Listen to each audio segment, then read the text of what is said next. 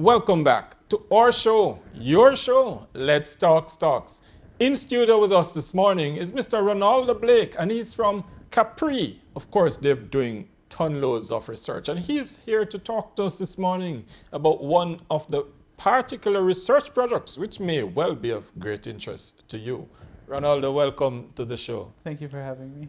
All right, so CAPRI, talk to us a little bit about who is CAPRI and you know, how important is this research thing that you guys are into? Yeah, so the Caribbean Policy Research Institute is a public policy think tank based in Jamaica, and we do non-partisan research about informing public policy. The research that we're talking about now was actually a part of a series on the care economy that was supported by the European Union, and it basically looked at the unpaid care and domestic work that women do and how that impacts their ability to participate in the economy. Workforce. But we're hearing all kind of economies coming up, the green, the orange economy, yeah. The care economy. Who are these people exactly? So the care economy involves basically work that you do to care for dependents. So it is young children and elderly relatives, disabled persons who aren't able to take care of themselves. Okay. So this is work that people actually do it, consumes their time, and it takes away from their ability to do paid, productive work. And I gather you had assigned a value to this kind of work. So you're saying, yes, there are people who, and I specifically say people, who have to stay home and take care of others. Yeah. And you're saying there's a value to this.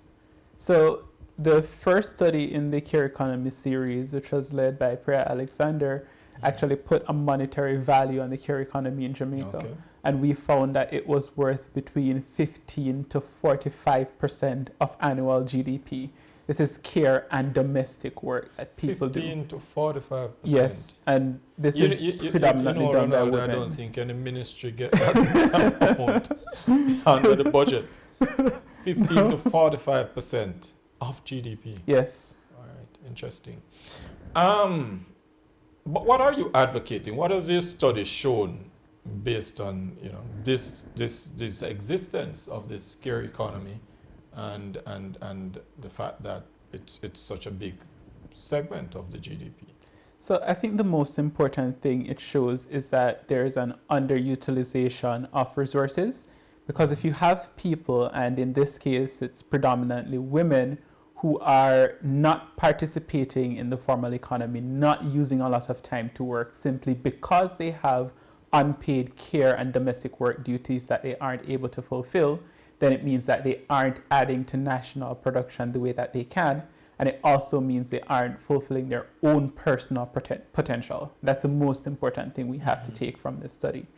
But what we find is if there are supportive mechanisms that are established by employers and also by the government, women can participate more in the economy, they can increase productivity and production, and it can also improve family life because women will now have enough money to invest in their families and so on. The most recent study focused on the gender pay gap in Jamaica, and it looked at ways that, well, first of all, the existence of the pay gap in Jamaica, and it looked at ways that we could potentially reduce that. Talk to me about that gender pay gap. Why you think it exists? Why is it real?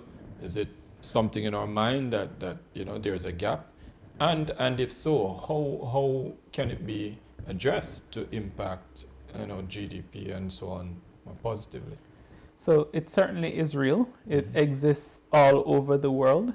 And universally, it is a very difficult thing to calculate. We did attempt to do that in this study. Unfortunately, persons are not really comfortable answering a lot of questions about, how much they're getting paid.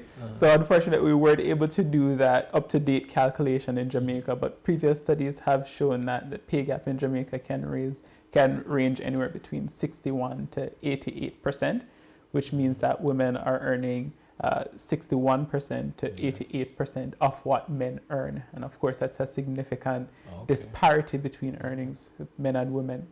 A part of that has to do with the types of jobs that men and women choose to go into and the industries that they work in. But what you find is that's connected to social and cultural norms about what's expected of men and what's expected of women. But also there's the additional layer where once men and women are actually participating in the labor force, they have different unpaid care and domestic work obligations. So if the expectation is that the woman will need to leave work early to go and see about the sick child, then she's the one who's missing out on work hours. She's the one who is less employable, right? So there are those challenges that exist. And what we find is when you have pay transparency as a particular solution to the gender pay gap, is women who are in the labor force and are fully participating have better information about the pay scales that exist, and they can make better decisions about where they work and the rate that they work for. But it also helps companies to set a fair pay scale and to use that to determine how much they remunerate their employees. Question for you, Sure. Ronaldo.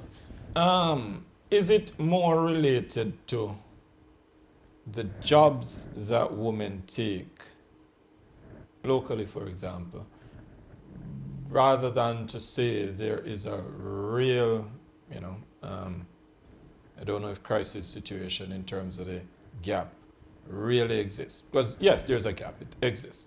But for instance, more of our women are matriculating through university. When you look in the government service, when you look certainly in teaching, etc., the vast majority are women. In the offices, private sector companies, etc., a lot of women. Is there, is it that really a big issue for, say, Jamaican society? Yeah, that's not unique to Jamaica. You do see all over the world where women tend to concentrate in certain industries, service industries, while men tend to go towards heavy industries that tend to pay better.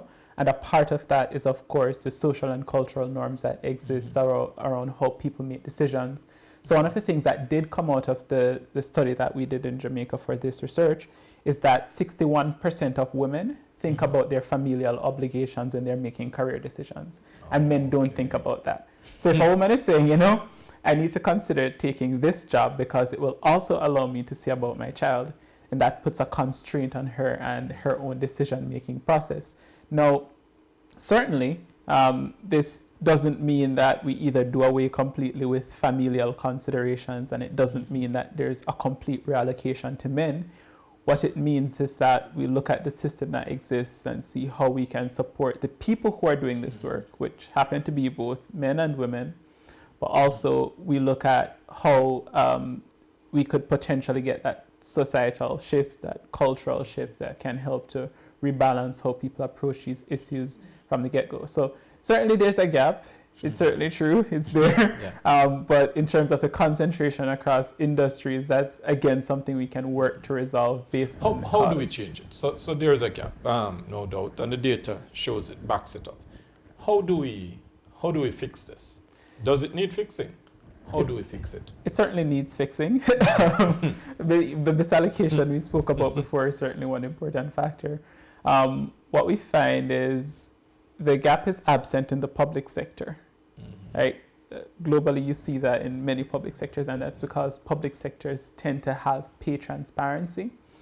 But we'll also see that among companies that choose to disclose their pay scales publicly, that the gap is lower among those companies, right? So the companies making a choice to do that without a law being passed is usually more effective than passing a law and trying to get companies to comply. However, legislative action is important. In this case, what we recommended was for there to be even greater transparency in the public sector by making the information about wages more available, but also that the Jamaica Stock Exchange makes pay transparency a requirement as part of its governance index. And what this does is it doesn't put the requirement of legislation, which is helpful, especially over the long term, but it does help companies to kind of consider this issue more and to see how they can solve it. Here's a problem with legislation, though, and you can tell us the way around it. In companies like companies listed on the stock exchange, where they're competing for the best labor, people may want to negotiate based on the value that they bring to the table. So when you legislate, a particular limit. So this doesn't legislate any limits. It's just the laws that exist around the world just have a requirement that companies report what their paid data is, right? And sometimes it's public and sometimes it's private. So the data could be anonymized within government, and then government assesses what's going on within these companies and takes action. But again, the important thing here is, we don't actually even need a law. We just need to find a way to get companies to understand that it's important for them when they're more open with this data, because they can get more people, more competitive people in their jobs, and also their workers can be more satisfied and more productive.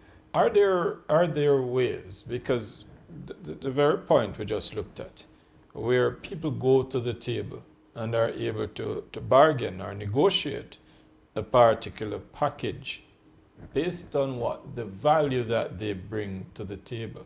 And I think in many industries, women are able to do that.